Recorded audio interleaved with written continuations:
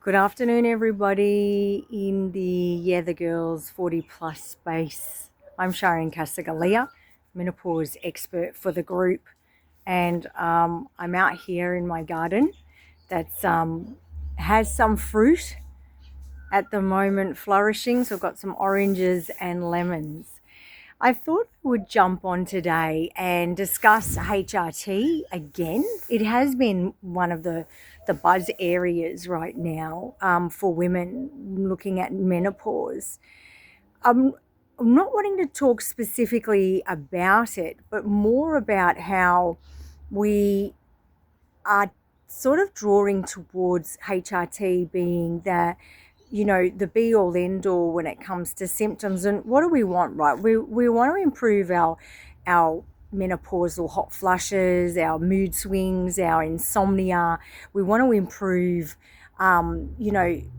the overall symptoms that we find we're getting on a daily basis, and just improve our quality of life and get back to the way we were probably feeling, let's face it, probably more in the reproductive years, in the 30s. And for some of us who are venturing into perimenopause on at an earlier age range, we're looking at improving what could be the next 13 years in perimenopause. So um, looking at HRT and MHT is great, and they can work really well, but I think what we tend to forget is about complementary medicines, and that complementary medicines do play a part in the whole equation. And it's really worth having a look at what other botanicals and herbal medicines can help you at this phase of the lifespan.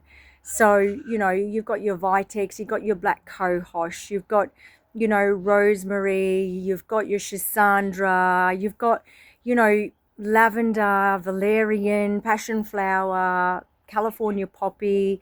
There's lots of different nervine herbs. There are lots of different relaxing herbs. There are lots of different mood regulating herbs like St. John's wort.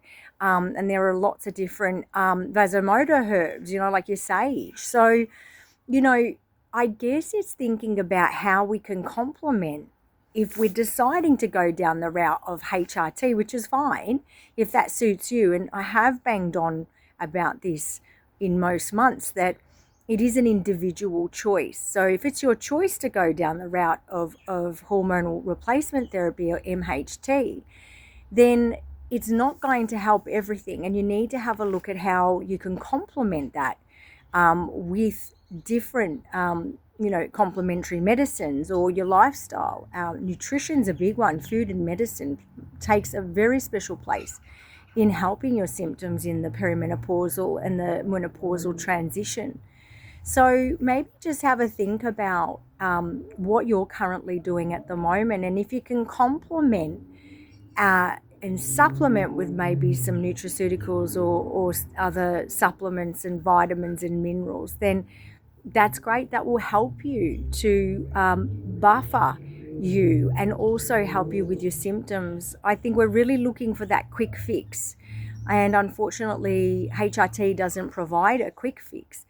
It does help you in a body that is working optimally, so that gut's working in a good space, in that your liver is in a good condition, is in working order, that you're going through those phases of detoxification, that your clearance is good, that you are feeling like you are energetic and not sluggish. If you're feeling sort of tired and bogged down and really sort of lethargic, then you're going to maybe find that harder to clear estrogen or even progesterone in the form of synthetic hormone or bioidentical based hormone.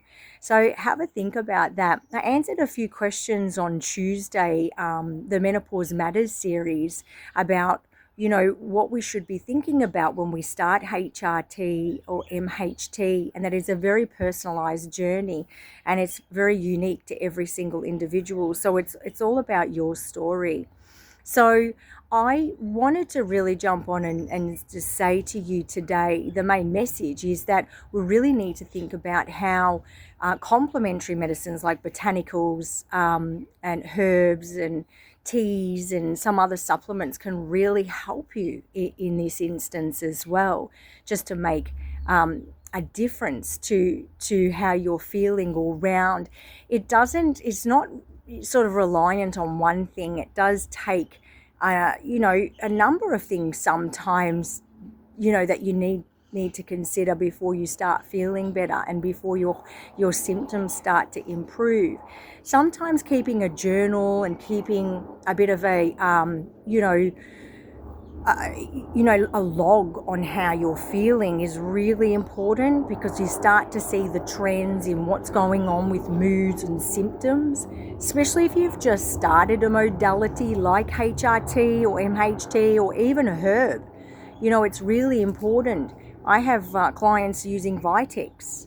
So important to keep a log of how you're feeling, because Vitex which is the the castus chasteberry herb, which is great for progesterone, but I have them really monitor how they're going with that one, because you can have you can have adverse reactions, you can have great response from that, but you can have a negative response too. So it's really important to keep a tab on what you're taking and maybe journal. So journaling your mood, journaling your even your hunger, anything, if your elimination pathways, anything that you feel could be a vital clue to how you're responding to whatever it is that you're taking, the herb or the HRT, MHT.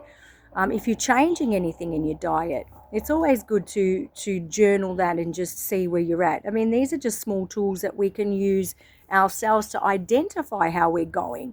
And sometimes it's 80%. Symptoms analysis is 80% of the investigation, and we can all investigate that ourselves, So, but if you want to take a deep dive and you really need to have a look at your bloods, and which is, I'd say, is the first port of call if you're considering HRT, MHT, and herbal medicines, botanicals. Looking at bloods will tell us a little bit more about where you're at, and also having a look if you've had any functional tests or just discussing symptoms is a great not only snapshot, but gives us a really good indication to whether you're going to comply with the modality specifically. So whether your body is going to respond well or not. I see so many people post on the girls group saying that they've taken MHT or HRT, even other bioidentical hormones, and that their body's not responding great. They're getting a lot of symptoms. So we need to look at what's happening there, why those symptoms are being predisposed specifically. So if you need help with that, please get in contact with me. I'm a functional medicine practitioner, and I look at menopause with a functional medicine lens, and I help women to address their health and well-being and help them and to meet them where they are. So whether the therapies are right for you or not is an individual thing, as I said, but I would love to help you explore that if you wanted more information in regards to that. So that would help you definitely in your journey here in navigating perimenopause and menopause.